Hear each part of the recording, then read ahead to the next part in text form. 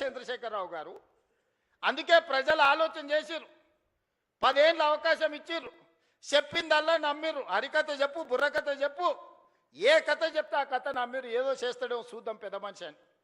చివరికి అన్ని కథలు విన్న తర్వాత గొలుసులు తెచ్చి బంధించి బకాసూరుని తీసుకుపోయి ఫామ్ హౌస్లో గట్టేసిర్రు బయటికి వెళ్ళకుండా. ఇక నిన్న మన పిల్ల రాక్షసులు బయలుదేరి వస్తాడు ఇక చంద్రశేఖరరావు రావాలని కోరుకుంటురని.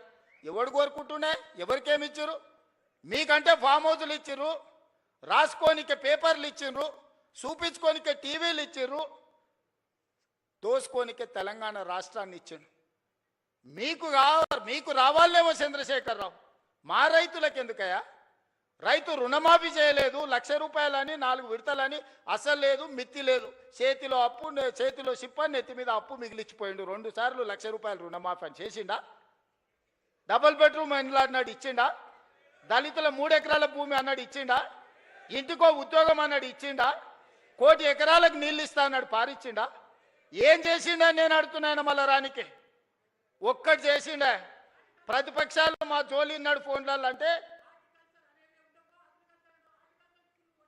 హార్టికల్చర్, అగ్రికల్చర్, ప్రాన్ కల్చర్, అన్ని కల్చర్లను సర్వనాశనం చేసాడు. ఓన్లీ తాగుడు కల్చర్ తెచ్చిపెట్టాడు మనకు. సందుల బెల్ట్ షాపులు, బుడ్డి షాపులు తెచ్చిపెట్టాడు. ఆయల్లో మనం రైతు బజార్లు తెలిస్తే ఇవాళ బెల్ట్ బజార్లు తీసుకొచ్చి సందుల 7వ తరగతి చదివేటోని కూడా చేతులు బుడ్డి చేతులు పట్టించాడు. ఆయన సాధించిన ఘన విజయం.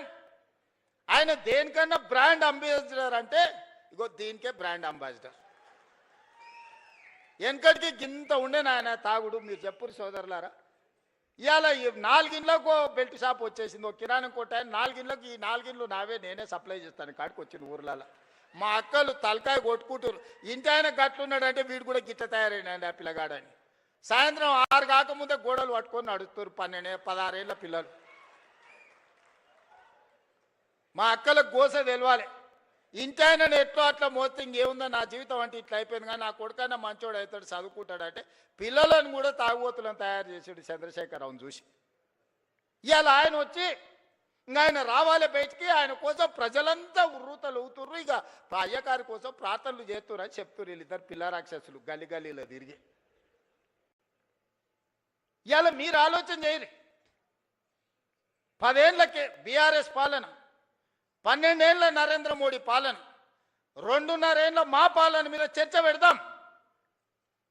ప్రతి పేదోడి ఖాతాలో 15 లక్షల రూపాయలు వేస్తానన్నాడు నరేంద్ర మోడీ గారు. ఎవరి ఖాతాలు వేసిండో లెక్కలు చూపారు మీరు. ఒక్కరి ఖాతాలో మోడీ 15 లక్షలు వేసిండా? రైతుల ఆదాయం 2 చేస్తా అన్నాడు, వచ్చిందా?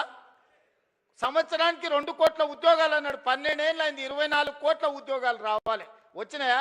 2 ఇచ్చిండా, బండి సంజయ్కి, కిషన్ రెడ్డికి. ఇంకెవరికన్నా నౌకరు ఇచ్చిండా తెలంగాణలో? చిల్లి గవర్నర్ని ఇచ్చిండా?